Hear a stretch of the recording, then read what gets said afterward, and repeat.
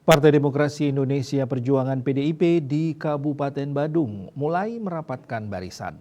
Berdasarkan informasi Selasa 23 April, Partai Moncong Putih ini telah mengeluarkan surat guna membahas siapa kader yang akan bertarung dalam Pilkada Badung.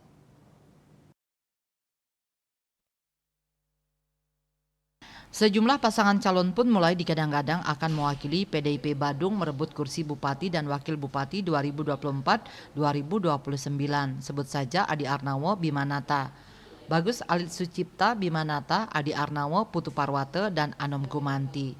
Dalam surat 172-DPC-03.09-4-2024 yang ditandatangani Ketua DPC PDIP Badung Nyoman Giripraste dan Sekretaris DPC PDIP Badung Putu Parwate berisikan perihal koordinasi DPC PDI Perjuangan Kabupaten Badung berkaitan dengan proses penjaringan bakal calon kepala daerah dan wakil kepala daerah Pilkada serentak tahun 2024.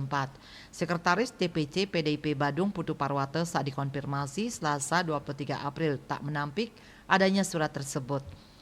Surat ini menindaklanjuti surat DPP PDI Perjuangan nomor 6036-DPP-4-2024 perihal penegasan terkait pendaftaran bakal calon kepala daerah Pilkada serentak tahun 2024. Berkenaan dengan hal itu, sesuai dengan arahan Ketua DPC PDI Perjuangan Kabupaten Badung, maka akan dilakukan rapat koordinasi pada Jumat 26 April nanti.